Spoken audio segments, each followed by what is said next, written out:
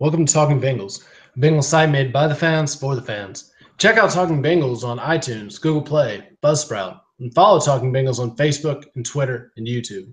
Now, let's join the conversation. Hello and welcome to Talking Bengals, episode 25. We have reached the quarter century mark of episodes, and we're almost there to 100, just 75 more to go. So joining me this week, as always, is my trusty co-host Nick. How you doing? Hooday, how we doing, man? Doing great. Top 50 hosted by the Bengals.com, Cincinnati Bengals. It's going to be a good show tonight. It really should be a good show this week. I mean, we get to talk about the 50 top players voted by, the fans and the media around the Cincinnati area. So this is going to be an interesting episode where we get to kind of dissect what everybody's angles were. We'll go ahead and just dive right into the countdown. We're going to be talking about, we're going to go back and forth. I'll take 10. Nick's going to take 10. We'll do that till we get to the top 10. We'll kind of dissect it a little bit further and get into each one individually. So starting with number 50, Stanford Jennings.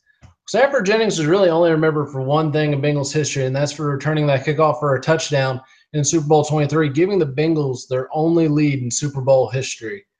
And if only they could have caught an interception there off of Joe Montana, that could have been the difference in the game. And, Stanford Jennings could have been an MVP-type player for the Super Bowl, just be even bigger in Bengals lore. But he did hold the record for longest kickoff return in a touchdown in a Super Bowl for, I think, 20 years. So Stanford Jennings belongs on the list.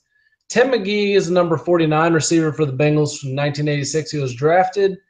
Robert Gathers, we all remember him. He's been with the Bengals for a long time, and he just left a few years ago. Then we got Brian Simmons, who Nick thinks is not that good, if you remember a few episodes back. Greg Cook, the man, the myth, the legend. What could have been if Greg Cook didn't get hurt? Eric Thomas is the next one down. Doug Pelfer, who we touched on before, great kicker. He made one of our top 50 people to mention. Ross Browner is going to be next down the list. Lee Johnson, last week's franchise reflection. Justin Smith, there's a guy that played defensive end that, was just a monster when he came out of Missouri. He's one of the people I really remember when the Bengals drafted because I was excited. He was just, a tough player. He had a great work ethic. And unfortunately, he just played for the Bengals in an era where, it just wasn't that great to be a Bengal. And I couldn't really blame him too much when he left. And when he went to San Francisco, he had a great success and just, did a lot of good things for them. It's a shame the Bengals couldn't retain him for longer. But yeah, Justin Smith needed to be on this list at 41. And number 40 is one that everyone would know, and a lot of people that watch football would probably be shocked to know he's a Bengal. Solomon Wilcox, he played for the Bengals for a few years, and then he became a broadcaster, and he's been very successful with that. But that rounds out 50 to 40. So, Nick, what do you got some insight for the next group? Well, you got defensive tackle at 39, Mike Reed, first round draft pick in 70. He was the rookie and defensive rookie and Pro Bowl by several publications. And next at 38, you have Rich Bram. Obviously, you got a good guy who played his heart out for 13 seasons. And he's one of only 7 players to play 13 seasons or more for the Bengals. He played in 146 games with 142 starts. And obviously, you have a recipient of the Ed Block Courage Award in 2001. So his commitment and values to sportsmanship and courage, I think, obviously, he's where he needs to be in the countdown. 37, Eddie Edwards. Obviously, I don't really know too much about him. 36 with Joe Walters. I know him off the field. I know him now as a great man, a guy who does a lot for the community, a lot for Special Olympics. Absolutely stand-up guy. You can't really say too many good things about him because he's just a great man. He does a lot of good things for the community. He does a lot of great things for Special Olympics, and absolutely stand-up guy. And I'm happy to see him on this countdown. Number 35, you have the center, Bruce Kozerski. Just honestly, just by me saying his name, you obviously know I don't know him. 34, you have a defensive end, Coy Bacon. 33, Jim LeClaire. 32, linebacker Bill Berge. He was the AFL Defensive Rookie of the Year in '69. obviously a little before our time. We're not old enough for that, but I mean, he was voted most valuable player by the fans in 1970. So obviously he was pretty good. 31, you got running back Pete Johnson. He holds the team record for career rushing touchdowns, 64. Fourth in team history for the rushing yards. So, I mean, obviously he did a great thing for our first Super Bowl team, and he made the Pro Bowl in '81. So, I mean, he's where he needs to be. Number 30 with the safety, Tommy Casanova. I was looking at the broadcast that Lapham and I can't remember the guy's name. They did the top 50 for Bengals.com, and Lapham had a lot of great things to say about Casanova. Um, Obviously, Lapham's like our John Madden with the saying the blatantly obvious, but I mean, when Lapham has a whole lot to say about somebody, obviously they were a stand-up guy and they were somebody to be reckoned with on the Bengals. So I think Tommy Casanova, 30, was pretty good. Casey, 29 through 20, dude. All right, 29 through 20. Here we go. So Eddie Brown, little known fact about Eddie Brown. Eddie Brown was actually taken over Jerry Rice. So I'd really hope he'd have been a little bit higher on the top 50 list. But 29, at least he made the list. But yeah, so he was taken over Jerry Rice. Who could have seen that one coming? It was a bad decision. Nobody at the time. In hindsight, it looks like it was a horrible decision. But he does hold the team record in average yards per reception, which he got in the '88 season during the Super Bowl 23 season. So after Eddie Brown, number 28 is Louis Breeden. 27 is one of Nick's personal favorites, T.J. Hushmanzada, which we all know how much he was a great player because he's been recently. 112 reception season in 2007 was just outstanding to watch, even though he dropped 113, which would have been put him as the sole leader that year in receptions. Remember him dropping that one against the Dolphins, but great career for TJ. Number 26 is one of my personal favorite Bengals of all times, Carl Pickens. So good, we actually named a backyard football play after him that's hopefully still run to this day by kids that live in our neighborhood. So after Carl Pickens is Pat McNeely, which is second all-time in team punt history. He made the Pro Bowl in 1981. But he can't really hold much case against the next guy on the list, which is Ickey Woods. The Ickey Shuffle transcends football and is actually just a pop culture staple and icon. And people are going to be talking about the Ickey Shuffle forever, I'm pretty sure. It'll make a comeback in one way or another. So Ickey Woods, if this was just off pure fame, he'd probably be a lot higher on the list, but his impact on the Bengals lands him at number 24. Rodney Holman, a member of the Super Bowl 23 team, really good tight end, just a versatile guy, could make a lot of plays, was a good blocker, could hold people off. Dan Ross, he was part of the original Super Bowl team for the Bengals after the '81 season. Really strong performer, did good things, good receiver. He made the Pro Bowl in 1982 and the All-Rookie team in 1979. Number 21 is a running back that we should all remember pretty well because he was there at the beginning of the Bengals turnaround, and that's Rudy Johnson. Rudy Johnson was just a little guy when you looked at him compared to all the big, huge people on the football field, but he was tough. He would try to run people over, which he did pretty successfully when he was a Bengal. He's just a hard-nosed guy. He get out there and do the best he could, and he did a lot of good things for the Bengals. He made the 2004 Pro Bowl, had 1,900-yard games.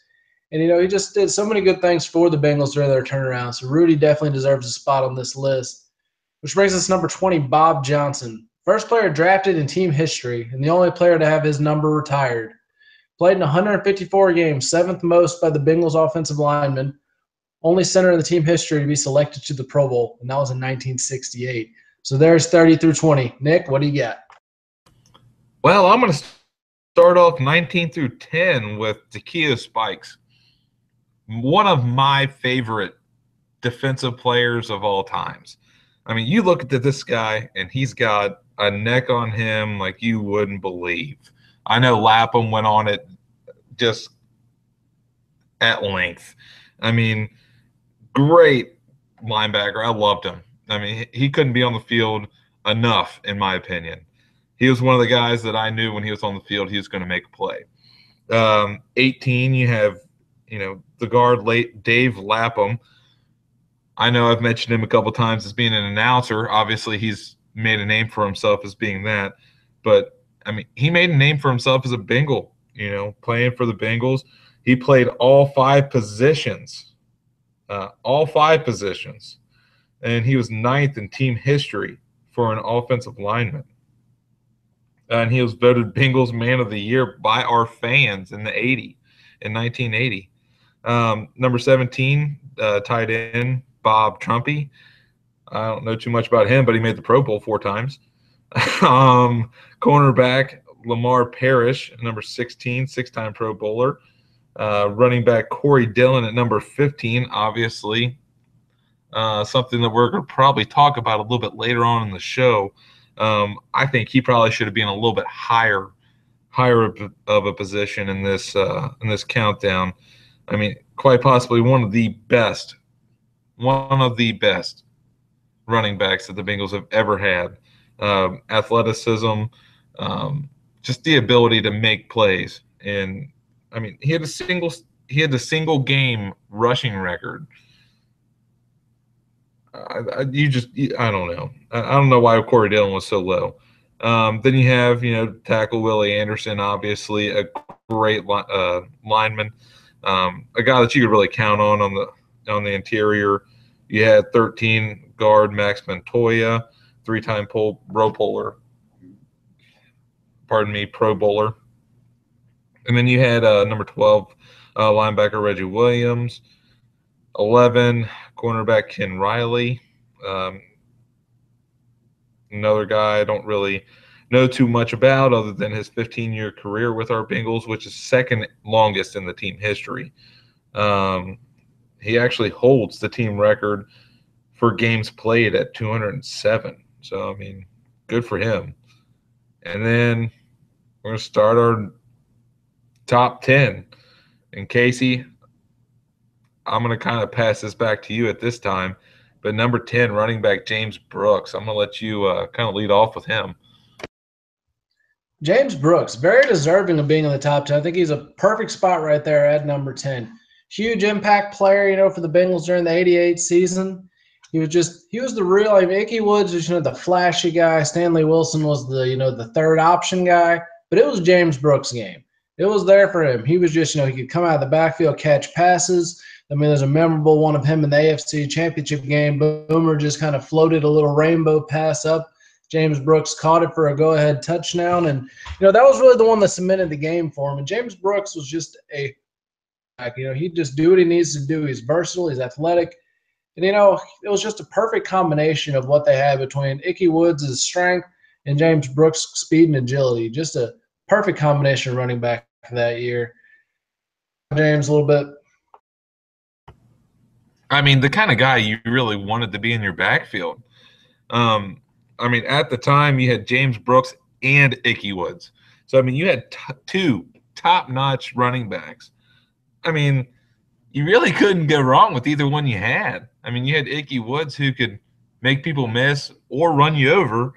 Then you had James Brooks who would just run it straight through your teeth. Just to live in that time frame to watch them play. I'm just a tad bit too young to see them play. James Brooks, he could catch the ball, he could run the ball. Just to see that, man. Just to see that in a running back, someone who could be a smash mouth running back, but could also be that little fine, I'm going to catch the ball and make someone miss. That's awesome. In my opinion, to have somebody like James Brooks in the top 10, awesome. Love it. I think James Brooks deserves to be in the top 10. No doubt about it. So that brings us to number 9, Isaac Curtis, who was really, Ken Anderson's number 1 target. Just had a great career with the Bengals. His first-round selection in 1973, 4-time Pro Bowler, holds the team record for average yards per reception, 17.07, which is just an outstanding number of yards per reception. And he was just a quick, tough receiver. And he could make it down the field. He could get open. And, for Ken Anderson, during his era, he was considered one of the best passers of his era. It wasn't quite like it is now, where you end up with 200, 300, 400, 500-yard passing games. That just didn't happen back, the 70s and 80s.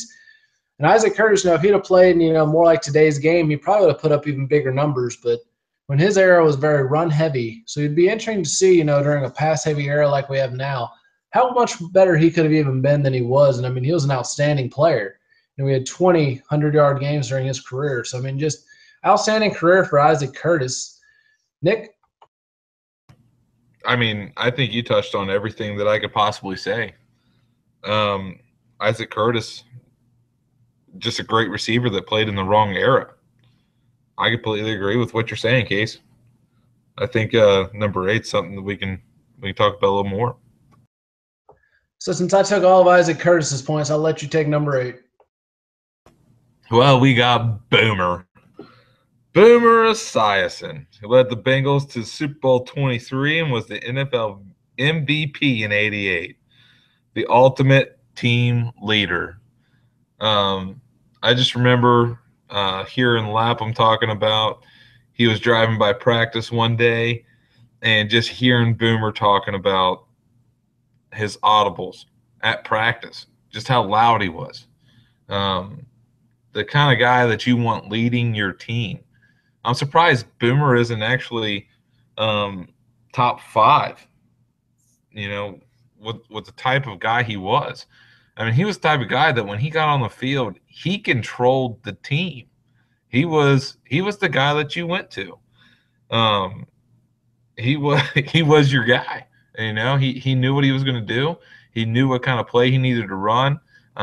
He was the kind of guy that offensive coordinators love. I mean, all the coordinator had to do was just say, Boomer, do what you know best. I mean, he's 3-time Pro Bowler, holds a team record for the most 300-yard games passing, passing yards in a game for 490 yards. And this is in a time where you don't really pass the ball too much. I mean, and his average yards per passing attempt was 7.62. I mean, that's still pretty darn good, even in today's standards. And second in career passing yards. I mean, that's in a time that you don't really pass too much. It's a run-heavy offense. You got James Brooks and Ickey Woods.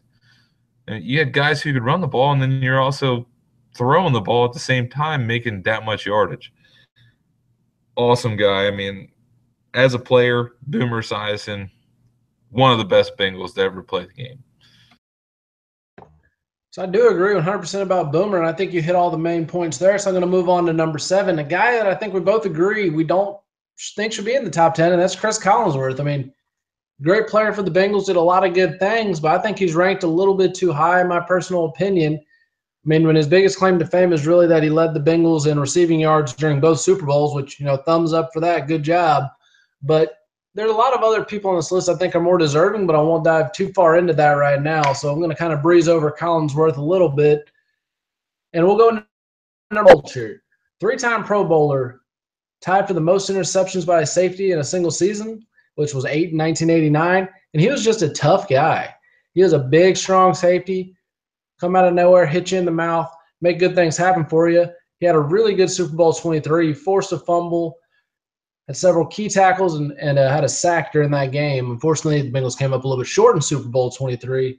David Fulcher was just a really tough guy, and I remember during that 88 season, because I used to watch the replay video when I was a kid, he had an interception for a touchdown against the Browns in Cleveland, which was really the only highlight of that game for the Bengals. But, Nick, if you have anything else you'd like to add about number 7 and number 6, now's the time. I mean, number 7, definitely agree that Chris Collinsworth is not in the top 10. But we'll talk about that later. Number 6 with David Fulcher. I mean, he was a guy that was linebacker size at least, and he was able to keep up with receivers, tight ends, running backs. He was able to make plays. He made the safety position what it is right now. A kind of guy that you need that can cover receivers but can also make big tackles and make sure you're the guy that stops any kind of play across the middle, especially 15 yards or deeper across the middle. I mean, the guy. I mean, David Fulcher, he redefined the position. Casey, I think next one's up for you, buddy. All right, so we're going into Jim Breach. How many franchises can say they have a kicker in their top five, most pivotal players in franchise history? But really, can you doubt Jim Breach, all-time leading scorer for the Bengals? He had a good long career at the Bengals, still very active in the Cincinnati community. So I really can't, throw any dirt at that selection. He was a great kicker for the Bengals. He was with the team during the '88 season and the '81 season. So he was there for both Super Bowls. You can't really doubt what he did on the field. And it's kind of, like I said, kind of funny, kicker in your top five players of all time. But if you have a kicker as good as Jim Breach, then it'd be crazy not to have him in your top five. I'm gonna let you talk about Jim Breach a little bit, and then you can open us up for number 4, which I know is gonna be a fun one. Number 5, Jim Breach. I mean, it is amazing to see a place kicker in the top 5 for your franchise. I think it's amazing. I mean, Bengals all-time leading scorer with 1,151 points.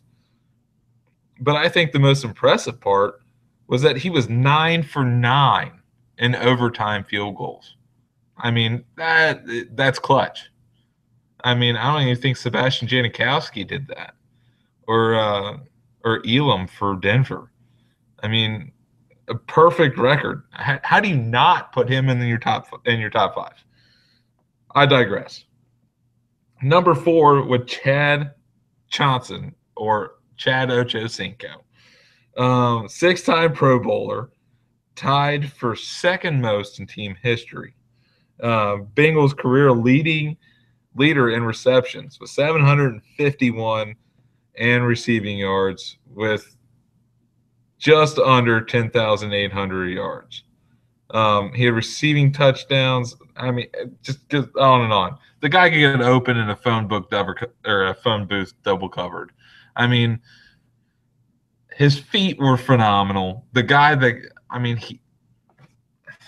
he must have watched films with Carl Pickens, Casey.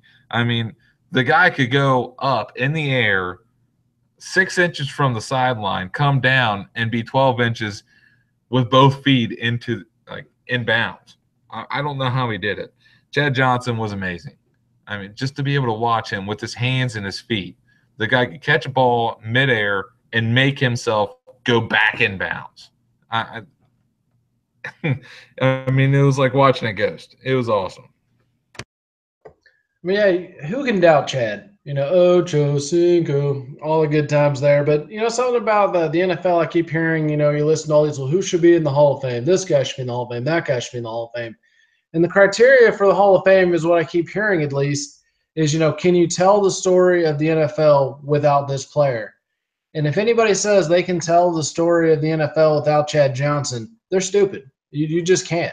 He made an impact on the game. He was one of the best, if not the best receiver of his era. Everybody's going to say, well, Terrell Owens had this, that, and whatever, and he's a great receiver. Yeah, sure. But he was also a lot more of a headache than Chad was. Well, Chad was a headache at a lot of the time. But, his body control, the way he could just, make himself excel, catch a ball, turn on a dime, make things happen. His improvisation against defensive backs was just amazing. And it's something, young receivers still study today, and they should. I mean, he just had 100% control of his body. He could make it do what he wanted to do, and he was really fast. I mean, he could go vertical on you. He could run precise routes. He could improvise and make things happen. So I'm going to plug out there right now. I know most people are not going to probably agree, but Chad Johnson deserves to be in the Hall of Fame. He is a part of the NFL story, and anyone that tells you otherwise is just stupid. Which brings us to number 3, Tim Krumrie. Never missed a game as a Bengal. I know we talked about him a few weeks back during our 50th season reflections. And, I mean, he's just an awesome guy. And I remember him riding out on his Harley on his last game of the season, or his last game of his career. So, I mean, just an awesome guy. Nick, I'll let you talk about him a little bit more. I mean, how often do you get a chance to talk about a defensive nose tackle as being a 10th round draft choice and then being the heart of the defense for 10 starting seasons? A 10th round draft choice. I mean, the kind of guy that goes into spring training and pulls someone out of, one-on-one drills, king of the ring, and calls out one of the starting offensive linemen and says, I'm going to beat the crap out of you, and then does it multiple times in a row. I mean, that's the kind of guy Tim Krumgry was. Absolutely. I mean, I don't think I can say anything more about him. I mean, absolutely amazing. The kind of guy that could call out the best offensive lineman on the team, tell him he's going to beat him, and then beat him. Casey. Well, that's going to bring us into number 2, which is another one of the guys in this top 5 I think belongs in the Hall of Fame that isn't right now, and that's Ken Anderson. 4-time Pro Bowler, led the Bengals to Super Bowl in 1981, and he was named the NFL MVP that same year. He has the longest career with the Bengals, 16 seasons, and he pretty much holds every major important passing record in team history. So, I mean, Ken Anderson's one of those guys, if they'd have won the 81 Super Bowl, would he automatically be a shoo-in to the Hall of Fame? Who knows? I think he deserves to be there one way or the other. I actually wrote an article, I think, a year and a half ago where it talked about if you compare him to the other quarterbacks of his era, he ranks a lot higher than people give him credit for. And he really deserves, a little bit more recognition. And, he played on a few Bengals teams that are absolutely miserable, but he did really well. 81 got him to where they needed to be. And, of course, he was replaced by the other quarterback who's the best quarterback in franchise history, Boomer Esiason. But Ken Anderson definitely deserves to be in the Hall of Fame, and he really deserved and earned this spot at number 2. I mean, I completely agree. Ken Anderson should be, at the very least, number 2 in the Bengals 50 countdown. He should be in the Hall of Fame. He should be right with Anthony Munoz in the Hall of Fame as one of 2 Bengals in the Hall of Fame. I mean, I completely agree with Casey saying in the time frame that Ken Anderson played, I mean, he was one of the best quarterbacks to ever play the game, playing against his peers. I mean, just completely amazing. He took a team to the Super Bowl and then won the MVP that same season.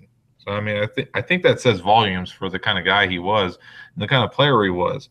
He also played 16 seasons with one team. So, I mean, not only does that say something about his commitment, but it shows something about, I mean, just being able to play the game and actually loving it, loving to play the game and doing something the right way. It's not something you see anymore. Casey?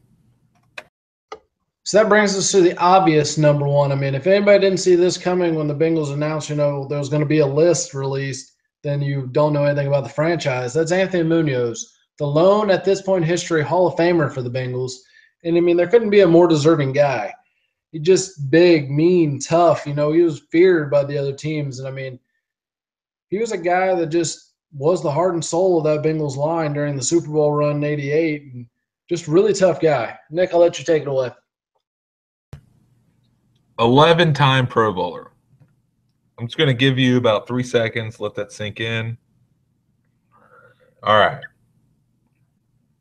He owned all pro honors every season from 1981 to 1991. That's 10 seasons. NFL Man of the Year award in 91, and he played in both of our Super Bowls. I'm just to let that sink in. I mean, he is the man, the myth, and the legend. Anthony Munoz not only is the kind of guy that plays for the same team from start to finish, he is the kind of guy that comes back after he's done playing and still is involved in the community. I mean, everything he's done in his entire life has completely made him who he was. I mean, you can't even say enough good things about the man as just a person alone. I mean, and then you go talk about him as a football player. I mean, the man, the myth, the legend. I mean, can you say anything more about Anthony Munoz? Obviously, the best offensive lineman to ever play the game. I mean, you can't put anybody past him. I don't think anybody can even argue that anybody's even better than Anthony Munoz. There's no stats to prove that in my mind that anybody's any better than Anthony Munoz. I mean, the guy he was a wall. So now that we've gone from 50 to number 1, we're going to bring up a little bit of roasted or boasted. So I'll bring up the first question here. So Nick, roasted or boasted? Corey Dillon belongs in the top 10. Dude, that is a boasted all day long. And you and I both know it. Corey Dillon was one of the best darn freaking running backs that the Bengals have ever had.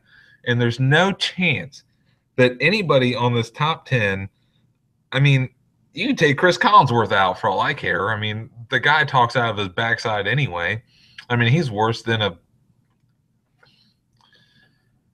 whatever. Chris Collinsworth does not need to be in the top 10. You can switch him and Corey Dillon for all I care. Corey Dillon needs to be in the top 10. Plain and simple. One of the best running backs the Bengals have ever had. I 100% agree. I got to boast that. And I mean, he's one of the people that really could be in the top 5, in my opinion, because he is a potential Hall of Famer and actually, I believe, deserves to be in the Hall of Fame. You know, some people would argue, well, you know, that also deals with his time in New England. You know, he won a Super Bowl in New England. Yeah, that's great and all that. But New England, you know, you can plug in any Joe Schmo off the street that no one's ever heard of and they win a Super Bowl. Happens every other year, it seems like. So you can't really say Corey Dillon was a huge impact because they could have, you know, picked one of us up and said, hey, you're now running back for the Patriots, and be like, okay, cool. And they'd probably still won a Super Bowl. Corey Dillon's real big fame came, you know, he broke the all-time rookie rushing record on a Thursday night game. And then a few years later, you know, playing Denver in one of the most abysmal seasons that the Bengals have ever had, and Denver was a really good defense. He said at the time the NFL single-game rushing record, 278 yards. I was at that game. It was awesome. It was like the only highlight of that entire season. People were shaking hands like the Bengals had won the Super Bowl. I mean, it was just incredible. And the Bengals Beat podcast just interviewed Corey Dillon not too long ago, and, you know, they talked to him about that game, and he said he didn't even realize that he had actually broken the record or even worried about a record until they announced it, you know, over the PA system, and then he just was just awestruck. And, I mean, he's a player that was just an impactful guy, you know, great, if not the best running back in franchise history. I think putting him at number 15 is an insult. He's a lot better player than that, and he did a lot. I mean, during a time when the Bengals were miserable, he was there, and he's, you know, kept fans coming back. Otherwise, I don't know if anybody would have been sitting in the seats if it wasn't for Corey Dillon. So the impact he actually had on the team and on the franchise and on the city was much bigger. Yes, he didn't leave in the best way possible, which happened with Carl Pickens, which has happened with other players as well. But, you know, if he could have played on some of these teams, you know, with Carson Palmer's later on down the road, with Andy Dalton a little bit later down the road, who knows? If he could have played on better Bengals teams, we could be talking about the Bengals wearing some rings at this point. So Corey Dillon definitely deserves to be the top 10, if not top 5. Nick, what's your roasted or boasted? Casey, obviously I agree with you with Corey Dillon. But my roasted or boasted, Casey, I'm going to go deep into your heart. And I'm going to pick on Carl Pickens a little bit. Now, there's no disagreement between the two of us that Carl Pickens was one of the best wide receivers that the Bengals have ever had. Just simply by not only stats, but by him actually performing even in the awful 90s. But roasted or boasted, Casey, TJ Hushmanzada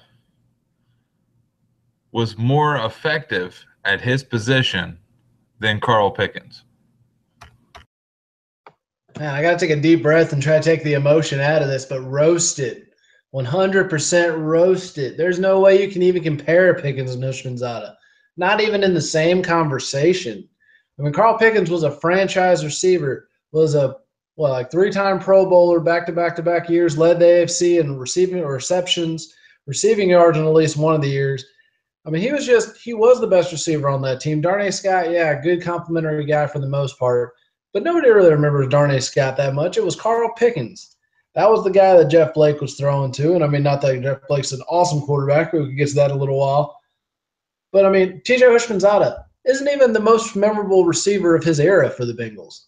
You have Chad Johnson. It was Chad Johnson. Then for that one season, TJ Hushmanzada was the guy. And that was in 2007. But, I mean, other than that, it was Chad Johnson's team. So, I mean, I don't think it's even a comparison. Carl Pickens over TJ Hushmanzada any day of the week. Nick? See, I'm going to boast it. And Casey, let me explain. The question was he the most effective at his position? And the reason why I want to boast it is that Hushmanzada took a lot of pressure off of Chad. He took a lot of pressure off of Ocho Cinco or Chad Johnson, however you want to say him. And, I mean, he opened up the field for Chad, and he gave him a lot of working room. Hushmanzada would go across the middle and take away linebackers. He'd take away some double coverage. He would take the short passes and get first down so that he'd open up the field for Chad Ochocinco or Chad Johnson, however you want to say his name. So I'm going to say boasted because I feel as though that Hushmanzada was more effective at the time at his position. Now, that's not to downplay anything Carl Pickens ever did, because I do believe that Carl Pickens is above Hushmanzada in this 50 for a reason, and I completely agree with the fans and everybody who voted that Carl Pickens should be higher than Hushmanzada. But the most effective at their position and the way that they played it on the team, I feel that Hushmanzada is a little bit ahead of Carl Pickens. Well, everybody's entitled to their own opinion, and your opinion just happens to be wrong. We'll move into a different part here, and let's talk about the people we think were the biggest snubs from this list. So, Nick, I'll let you lead that off. Chris Collinsworth. Do I need to say more? I don't believe he should have been even in the top 10. I don't think he should have been in the top 20. I don't understand why he was on this list, other than the fact that he is somebody that people associate with the Bengals only because he was a receiver for the Bengals during a Super Bowl year. There's plenty of other people that we could have put it on the top, 30, other than Chris Collinsworth. I mean, I just don't understand. I'm sorry. To me, Chris Collinsworth was not the best receiver, or even one of the best receivers on the Bengals. I just don't understand it. Well, we definitely feel the hate for Chris Collinsworth, but my snubs, I'm going to go with a few guys who did not actually get on the list, and one of those is Jeff Blake. I think he really deserved a spot somewhere in this top 50, maybe not very high, but, for the 90s, he was like all the hype from 95 to 96. That was the best year of the 90s was 96, and they went 8-8. And who doesn't remember Shakin' Blake? Everybody just come out with, the shake and bake recipes or whatever, and he was Shakin' Blake. He was the guy, that could just throw the bomb and just throw the ball really deep. He actually made the 95 Pro Bowl. Put their faith in Jeff Blake, which unfortunately didn't pan out. But he did enough impact for the Bengals. I think he still ranks in the top 5 for a lot of different quarterback categories. So, he's somebody that made an impact on the team in only like 3 to 4 seasons. So why he's not being mentioned in, the top 50 is just ridiculous in my opinion. Another guy that's getting snubbed is, Deltha O'Neal, who was a cornerback for the Bengals and not in the 2000s. He's another guy that got snubbed a little bit, so I feel he could have made the list. And then, there's plenty of others out there that could have, but those two are the ones that stand out to me. Nick, what do you think? I wanted to bring up the Deltha O'Neal part. I mean, I completely agree with the Deltha O'Neal getting stumped. I mean, at first I was kind of thinking, the players that didn't get in because of players like Chris Collinsworth, that got thought of only because of their popularity. And the one player I thought of at most was Deltha O'Neal. I mean, he was one of the top caliber defensive backs that we had. And he's definitely one of the guys that we just, as a fan base and, as everybody else in the community, we forgot about it as soon as he retired and as soon as he left the game. I understand it. Deltha O'Neal was, I don't know, in my book, one of the best defensive backs from my era of the Bengals. Yeah, he was definitely a guy that, easily got forgotten, which is sad because, he was replaced right there after he left by the Leon Halls and Jonathan Joseph era. So I think him and Torrey James both kind of get forgotten for how good they were for the Bengals, how well they played.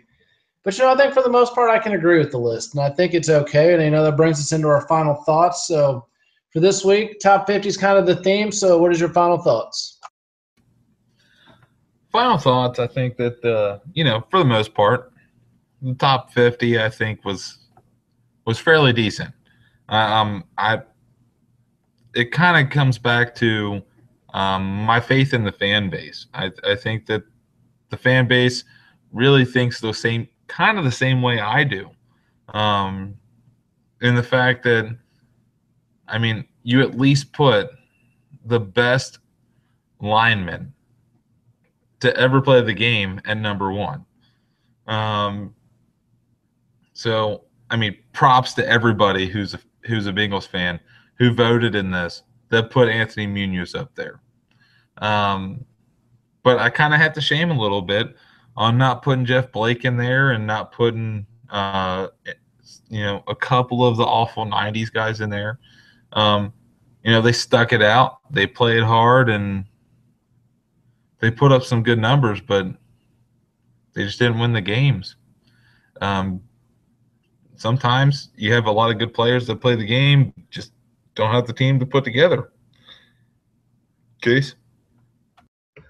I'd agree. I think the list was pretty good. It pretty much hit on the best players that needed to be mentioned. A few people, maybe a popularity contest, like we mentioned, Chris Collinsworth.